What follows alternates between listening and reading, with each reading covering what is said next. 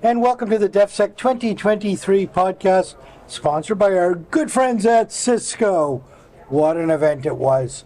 This is the end of day 2, and I want to tell you, we've had over 50 conversations. The buzz is incredible. Everybody's had a great show. Colin, let's start with you. Now, you've been organizing this for a long time. What do you think of this year's show? Well, it's very gratifying to get to a point where the energy of the attendees is matched by the excellence of the facility, and it all comes together with great weather in Halifax this week, and the energy in the industry is strong. So I think a lot of things came together for us really nicely this week, and we set records in attendance and square footage used, so we're riding pretty high right now. Beatrice, Cisco obviously sees the value in being the kind of conversation starter, the thought leader, to keep people talking about the show. What was the show like from your perspective? Well, this is my second time attending, and I will say it was even better than last year.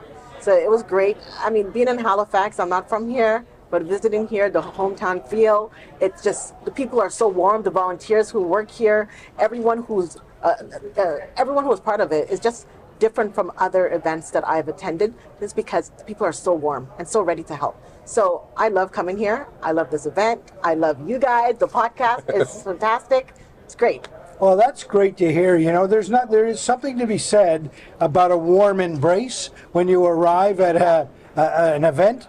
A defense trade show is not normally used, not normally seen as a warm embrace, but I want to tell you, it truly is, Beatrice. You really picked up on it. There's a vibe about a DefSec that's different than everything else, and I think it's when people's guards are down and they're relaxed, they want to do business. And I want to tell you, business was done here. Wouldn't you agree? Well, you're in Atlantic, Canada now. Yeah. And when we have a facility in the heart of the city, you have an airplane ride and then a taxi ride, and then you get in and you suddenly, everything sort of settles in, and the hotel is close by and good food is close by, and the facility is as strong as it is.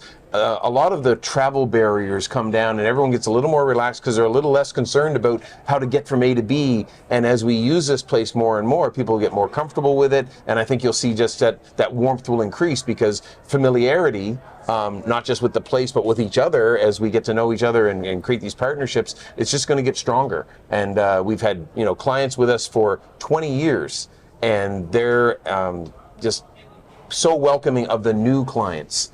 And so, Cisco's been a partner of ours for a couple of years now, and we can see the difference in the way we deal with one another and the conversations we have.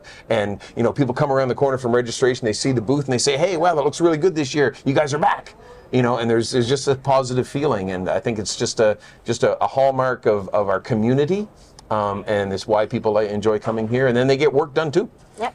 Well, to the both of you, thank you very much on behalf of all of the attendees. You really do put on a great show.